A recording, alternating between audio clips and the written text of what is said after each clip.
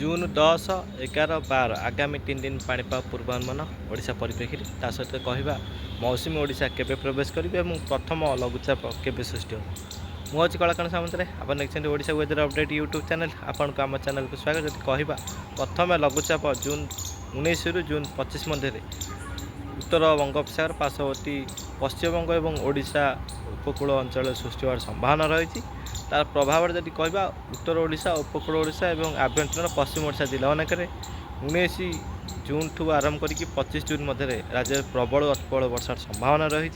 जेहेतु एक lung range forecast ये बदली पारे देखा केते बदलबार संभावना रही।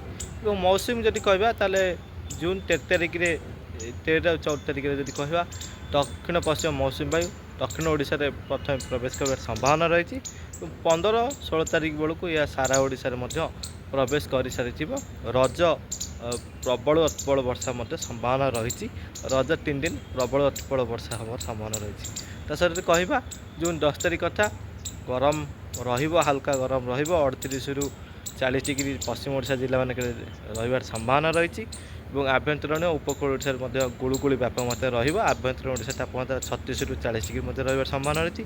उपकूल ओडिशा 29 रु 37 डिग्री रही संभावना रही कि गुड़गुड़ी व्यापक मात्रा प्रभावित कर। उत्तर ओडिशा दक्षिण ओडिशा तापमात्रा 33 रु आरंभ कर 39 डिग्री रही संभावना रही। किंतु अपराह्न समय राज्य में प्रबल अतिप्रबल वर्षा झड़ वर्षा कुआपथ जनित वर्षा और सहित कहवा बिजुली घड़घड़ी व्यापक मार संभावना रही। 10 तारिख 11 तारिख जी कथा कहवा राज्य में सेम कंडीशन रका खरार प्रकोप देखा मिल दिन 2टा पर्यंत और तापमात्रा जदि कहवा पश्चिम ओडिशा जिला में 37 रु 41 डिग्री रही संभावना रही।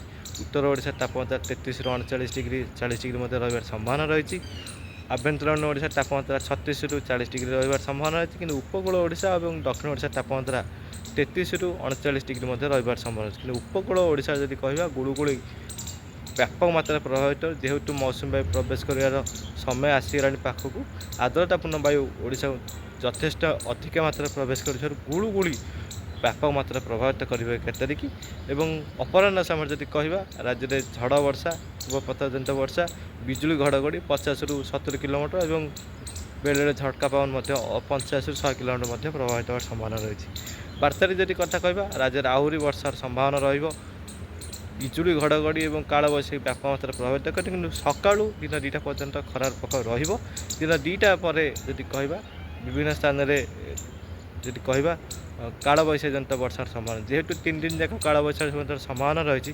जो अंचल वर्षा से अंचल तापमात्रा 1 रु 2 डिग्री ह्रास घटव और जो अंचल वर्षा न रही जदि कहवा तापमात्रा टी बढ़िकी गरम गुड़गुड़ी अधिक अनुभूत हो। यह स्थिति आगामी 3 दिन राज्य में जदि कहवा दिन बेला खरा अपराह्न समय वर्षा झड़ तोफान और काल बैशाखी जनित वर्षा संभावना रही। जेहेतु घूर्णिबलय क्षेत्र उत्तर बिहार पर रही पश्चिमबंग बिहार पर रही उत्तर ओडिशा व्यापक मात्रा प्रभावित कर उपकूल उत्तर ओडिशा व्यापक मात्रा प्रभावित कर संभावना रही।